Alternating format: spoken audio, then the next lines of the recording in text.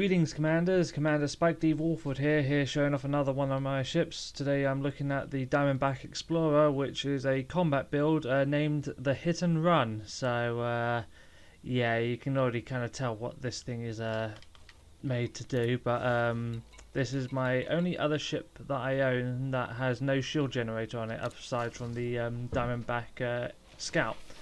So this is a combat build designed to, as the name suggests, hit the opponent and then run away because it's a cold build. So we'll just get into the components here quickly. So one beam laser with overcharged thermal vent, obviously to keep my heat low. And then two frag cannons, both with the double shot but with different experimental effects. One's got the drug munitions, obviously to try and slow down the opponent who I've just hit, so allow me to get away a bit quicker. And then I've put on dazzle shell for the other experimental, just to make their sensors a bit more make it harder for them to hit me. So it's basically a bit of an annoying ship to deal with. Into the utilities, one shaft launcher, again to avoid gimbaled lock and turrets with that. Then 1 point defense because this ship does not have any shield generator on it, so obviously I have to watch out for missiles because they will just completely wreck my hull. So that's why there's one on the back here, and it's got the extra ammo. Basically all my utilities have extra ammo here, as you can see, with these two heat sinks, which are both on the side here, obviously to get myself running cold and make them lose target lock. So into the core internals, military grade composites, which is heavy duty deep plating. Obviously you want to make this hull as strong as possible. Power plant is the low emissions power plant with thermal spread, again keeping my temperature as cold as possible. Thrusters, you can imagine, is the clean drives with thermal spread again, so again keeping it cold.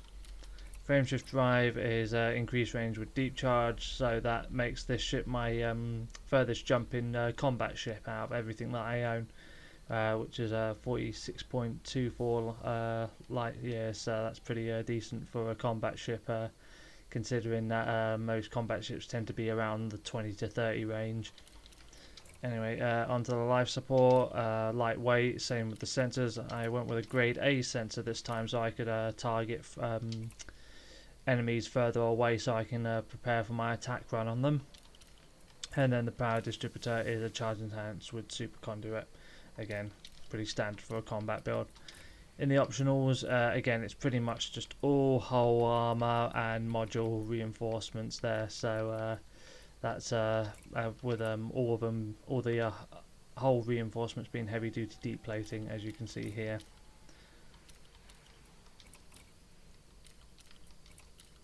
And that's pretty much it for experimental effects. And it's got the one frameshift drive interdictor, so I can pull enemy players out. So yeah, pretty different for a combat ship for having no shield generator. I thought about putting one on there, and then I just thought I wanted something a bit different from the standard combat build, so I decided to put one without it. And again, I could have always put one on there. With a if I was to put one on there, I would probably put the bi-weaves on there just so that it's got the fast charge, but other than that it doesn't have it. So it's pretty good for dealing with just regular NPCs, but again this thing is more designed to deal with enemy players and trying to annoy them, really. So we'll just go to a combat zone and show this thing off.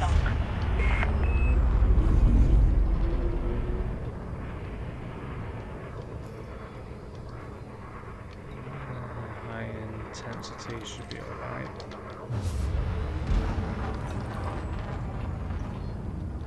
Frameshift drive charging. 4, 3, 2, 1.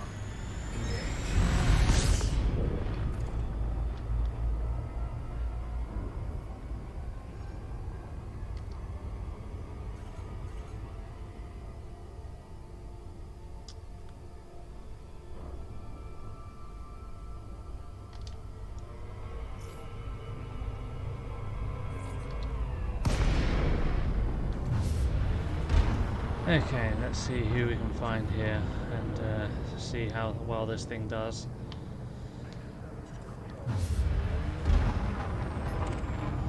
A cutter might be a bit too much for me to deal with that.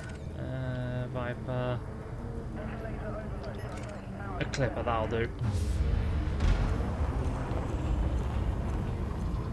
So yeah, the idea is to use the beam laser to keep myself cold and make it get rid of their shields first, then use the frag cannons to deal with them after that's gone.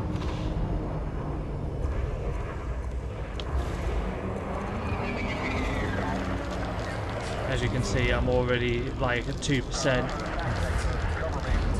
with my heat there, so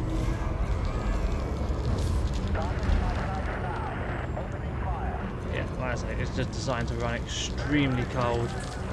My shaft there, so he can't hit me. Again, no point putting any pips in systems because, again, there's no shield generator.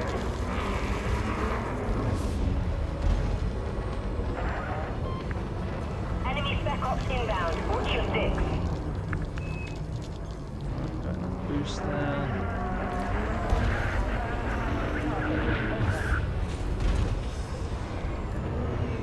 Just can't seem to get a lock on him. There we go. A few hits in there. Let's get away from him. Do another attack run.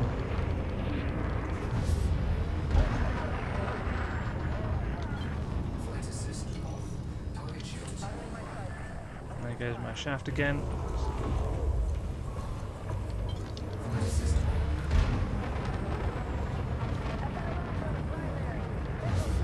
Okay, he's got his shields back online.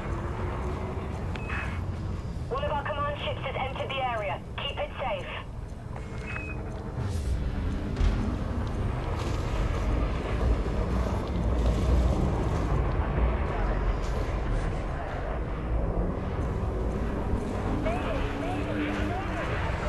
Okay, there goes his shields again.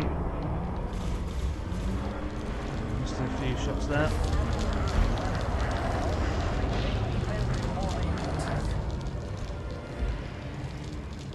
Where is he? There he is. Stay on my wing. Moving to attack.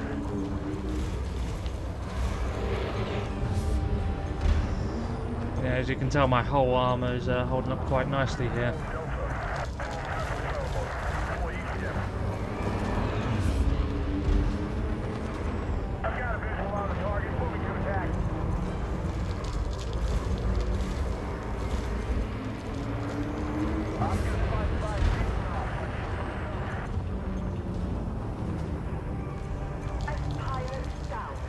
Again, I'm pretty much staying at 0% with my heat here. It's making it very hard for him to get a lock on me.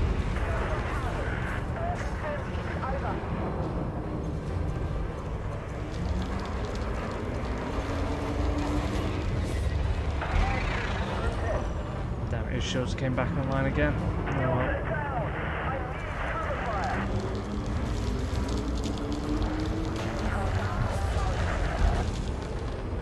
Almost got him.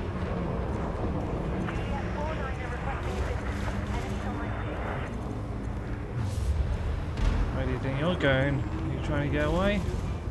Come on. He's only at 3%. Should be able to finish him off soon. There we go, he's gone.